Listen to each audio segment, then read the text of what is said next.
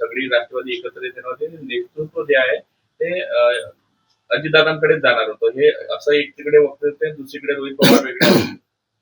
मला त्याच्यावरच कुठली प्रतिक्रिया, त्यांचा पक्ष आहे, एक कुटुंब आहे त्यांचं पवार परिवार. त्याच्यामुळे काँग्रेस पक्षाने भूमिका जी घेतलेली आहे की या पवार परिवारांच्या जे काही आम्ही त्याचं सुरुवातीला स्वागत केलेलं आहे की कुटुंब एकत्रित यावं, हे आमच्याकडून स्वागत आहे. त्यामुळे मला वाटतं की एकत्रीकरण होणं की नाही होणं ते कुटुंबाला ठरवू द्या, बाहेरच्या लोकांनी ठरवायचं काही कारण नाही. एका लुगड्यावर बाई म्हातारी होत नाही असं शिंदे सेनेचे जे शंभूराज देसाई आहे यांनी भाजपला शब्दात दिवसलाय. कुठेतरी जिल्हा परिषद आणि या काही ठिकाणी झालेल्या वादामुळे हे असं दिवस आपल्याला माहिती असेल की भाजपचे अनेक मंत्री साताऱ्यात गेले जिल्हा परिषद पंचायत समितीच्या निवडणुकीवर, आणि त्याच्यामध्ये शंभूराजे यांना टार्गेट करण्याचं काम भाजपने केलं आणि आखाडा करण्याची भूमिका मांडली. गणेश नाईक भाजपचे मंत्री तिथे गेले, त्यांनी त्या पद्धतीचे चॅलेंज दिले, अनेक मंत्र्यांनी चॅलेंज दिले. त्यामुळे आता शंभूराजे जे काही बोलतात आहेत ते भाजपवरच बोलतात आहेत. त्यामुळे हे जे काही चाललेलं आहे, मी तुम्हाला मगाशीच इशारात केलेला आहे की या महायुतीमध्ये दिल्लीतला पोळा फुटला तर मग महाराष्ट्राच्या माहितीमध्ये काय होणार असं चित्र आतापासून सुरू झालेलं आहे. आणि म्हणून दिल्लीचा पोळा फुटायची परिस्थिती झालेली आहे आणि प्रधानमंत्री लोकसभेत न येता न बोलता ज्या पद्धतीने पळ काढतात आहे ही गोष्ट समजण्यासारखी आहे. अमेरिकेचा जे डील केली ते ढील आहे आणि ते ढील जे देऊन देशाला विकण्याचं काम केलं गेलं त्याचे परिणाम देश पातळीवर सर्वसामान्यामध्ये चाललेले आहेत. त्याचे परिणाम आता प्रत्येक राज्यामध्ये आपल्याला पाहायला मिळतात आहेत. त्यामुळे तुम्हाला सांगतो की काही वेळाचं हे जे एका रात्रीत वाढलेली जी बीजेपी आहे याचा डोलारा खाली पडेल अशी परिस्थिती आता निर्माण झाली. सरकारचाच या सगळ्या घोटाळ्यामध्ये सहभाग आहे. ज्या शेतकऱ्यांचं खऱ्या अर्थानं नुकसान होतं आणि त्याला पीक विमा मिळावा या अपेक्षेने तो त्याचे पैसे भरतो, पण त्या प्रामाणिक शेतकऱ्याला पीक विमाचा फायदा न मिळवून देणं हे सरकारच्या जी ज्यांची मानसिकता आहे शेतकरी विरोधी त्याच्यातलं स्पष्ट होते. बीड असेल, जळगाव असेल, असे जे या ठिकाणी या सरकारचे जे काही हिस्सेदार बसलेले आहेत, भागीदार बसलेले आहेत, अशा लोकांना शेतकऱ्यांच्या नावाने पीक विमा देण्याचं काम सरकारच्या माध्यमातून चालतंय. आणि हा आरोप नाही, वस्तुस्थिती आहे आणि हा पुरावा आम्ही विधानसभेत देणार आहे. काय पुरावा आहे तुम्ही जे म्हणताय या पद्धतीने? कारण खरं तर कृषी विभागानं घोटाळा केला होता. म्हणून तुम्हाला सांगायचं की बीडमध्ये ज्या पद्धतीचा पीक विमा घोटाळा पुढे आला, काय सरकारने केलं, का लपवलं, का नाही जनतेच्या समोर आणलं? आणि पुरावा द्यायची गरज नाही ना. पुरावा तर मी तुम्हाला बीडच्याच प्रकरणातून सांगतोय. आणि कृषी विभागाच्या काही अधिकारी त्याच्यात संगनमत आहे, पण काही कृषी अधिकाऱ्यांना वाटतं की हा या पद्धतीची लूट जनतेच्या पैशाची होऊ नये आणि म्हणून काही कृषी अधिकाऱ्यांनी ही गोष्ट समोर आणली आणि तिथूनच या सरकारचं भ्रष्टाचाराचं शेतकऱ्यांच्या नावाने भ्रष्टाचार करायची पॉलिसी लक्षात आली. मंत्री हरी झिरवाळ यांच्या विभागाच्या एका क्लर्कला लाच घेताना मंत्रालयात कारवाई झालेली आहे. सरकारमध्ये प्रत्येक विभागातच या पद्धतीचं काम चाललंय. झिरवळ बिचारे आदिवासी आहे म्हणून त्याच्यावर या पद्धतीचं ट्रॅप लावून आम्ही किती स्वच्छ आहे असं दाखवण्याचा एक प्रयत्न करतोय. प्रत्येक विभागात राज्याच्या सगळ्या मंत्रालयामध्ये मोठ्या प्रमाणात पैसे घेतल्याशिवाय सही केली जात नाही, हे तर उघड सत्य आहे. चंद्रपुरात जे काही प्रकार घडला, काँग्रेसचा महापौर होऊ शकला नाही, संख्याबळ असताना सुद्धा उभाटाने हे केलं आणि पैसे घेऊन सगळं झालं तर आरोप प्रत्यारोप होता. संजय राऊतांना हे सगळं माहित होतं असाही आरोप जो आहे मनसेकडून केला. मला त्याच्यावरची काही प्रतिक्रिया आता द्यायची नाही.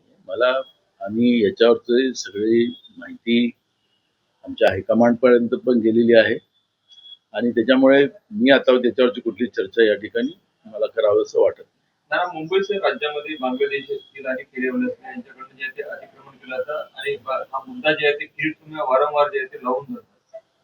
किरीट सोमय्याच्या मुद्द्याला जर तुम्ही प्राधान्य देत असाल तर तो तुमचा इश्यू आहे. ज्या पद्धतीनं अशोक चव्हाणवर भ्रष्टाचाराचे आरोप केले, त्याचे पुरावे दिले, तिथं किल्ला नांदेडमध्ये गेले ते सांगितलं. अजित पवार जात नाहीत, हसन मुश्रीफ आहेत, असं मुश्रीफच्या तिथं त्यांच्या इथं भ्रष्टाचार काय आहे, पण त्यांच्या वॉशिंग मशीनमध्ये गेल्यानंतर मग ते हा जो नावाचा जो तुम्ही व्यक्ती सांगितला किरीट सोमय्या, तो का चूप होतो? त्यामुळे किती सत्यता आहे, किती खोटं आहे हे सांगण्याचं काही कारणच नाही, आणि म्हणून त्याच्यावर कुठलं वक्तव्य किरीट सोमय्यावर आम्ही द्यावं असं मला वाटत नाही. शिरवळ यांच्या मंत्रालयातील कार्यालयामध्ये एसीबीने छापा टाकलेला आहे. त्यामध्ये लाच घेताना जे ते रंगेहात पकडण्यात आले. बोललो त्याचं. मंत्रालय आमदारांसाठी आता नवीन आचारसंहिता लागू करण्यात आली. एका आमदारापाशी पैसे प्रचाराबरोबर त्यातली एक वेगळी समिती सुद्धा काय प्रश्न काय म्हटलं?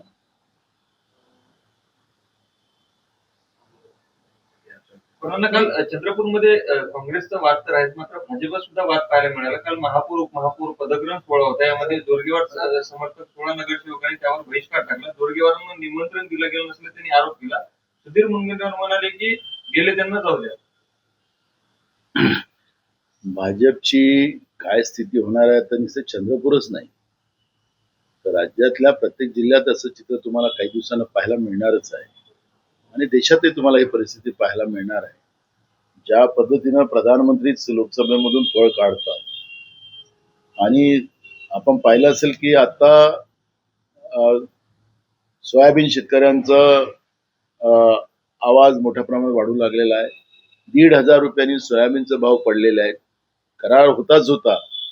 ज्या पद्धतीनं अमेरिकेने आपलं आता चित्र दाखवण्याचा प्रयत्न सुरू केलेला आहे, आणि शेतकऱ्यांचंच मरण या मोदी आणि ट्रम्पच्या माध्यमातून जो करार झालेला आहे, आणि त्याच्यामुळे अमेरिकेला जी बाजारपेठ आपली खुली करून देण्यात आलेली आहे, त्याच्यावर कुठलाही टेरिफ लावलं जाणार नाही, अशा पद्धतीची जी स्थिती निर्माण केलेली आहे, त्याच्यामुळे येणाऱ्या काळामध्ये देशातलीच परिस्थिती इतकी भयानक होणार आहे, आणि भाजपचं सत्तेचं जे काही गाजर होतं कालपर्यंतच, ते आता प्रत्येक जिल्ह्यामध्ये त्याचं वातावरण त्या गाजराचं संपुष्टात येण्याचं काम सुरू होईल. आणि नुसतं चंद्रपूरच नाही तर अनेक ठिकाणी यांनी भाजपनी जे काही बाहेरचे लोक जमा करून आपली सत्ता सजवण्याचा प्रयत्न केलेला होता, तो प्रत्येक जिल्ह्यातच तुम्हाला पाहायला मिळणार आहे. आणि मी तुम्हाला सांगतो की चंद्रपूर हा एक आता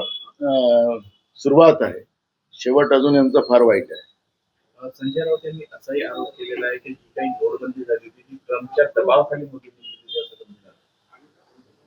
बिलकुल आहे. ट्रम्पच आपल्या देशाला चालवत आहे हे तर आपण आता उघड्या डोळ्यांनी बघतोय.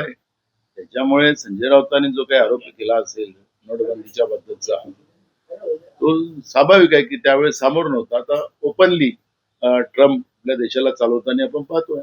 मूळ प्रश्न आहे की हा वाद सत्ता पक्षाच्या आमदारातून निर्माण झालेला आहे.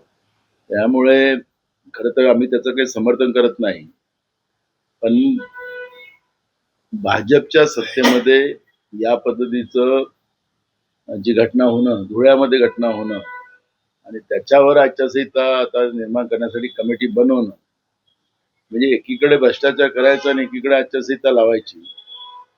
निवडणुकामध्ये ज्या पद्धतीनं पैशाचा वाटप केलं जातो त्याच्यावरही आचारसंहिता आहे, त्याचं पालन का भाजप करत नाही?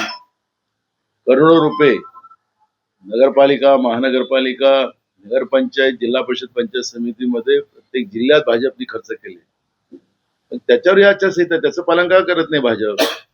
ही जी समिती बनवली त्याचं आम्ही स्वागतच करू, काही त्याला विरोध करायचं कारण नाही. पण ज्या पद्धतीनं मतं पैशाने विकत घेण्याचा जो प्रयत्न, सत्तेचा फायदा घेऊन जनतेचीच तिजोरी एखादी घोषणा करायची आणि त्याचं प्रलोभन देऊन मतं घ्यायचे, त्याला आचारसंहिता आहे, पण त्या आचारसंहितेचं पालन भाजप करत नाही, सत्तेतले पक्ष करत नाही.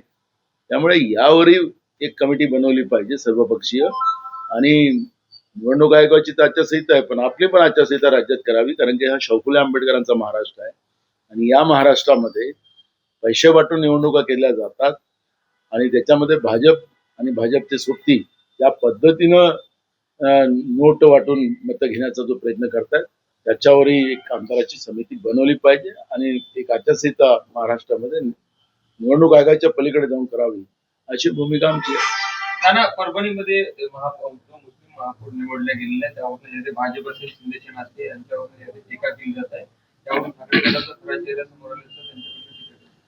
आणि मला असं वाटतं की शिंदे सेना असो की भाजप असो, हे जे टीका करतात आहे, मग माझा सवाल असा आहे, आता आपण सलमान खानला बनवून टाकू ना, कारण की तो RSS मध्ये गेलेला होता, RSSच्या कार्यक्रमात उपस्थित होता. तर सलमान खानला बनवलं असतं तर यांच्या छातीला ठंडक पडली असती का? या RSSच्या कार्यक्रमात गेला तो मुसलमान शुद्ध झाला, आणि जो शिवसेनेमध्ये आहे तो मुसलमान तो अशुद्ध आहे, असं काय यांचं मत आहे का? आणि म्हणून एकदा आपलं मत स्पष्ट करावं.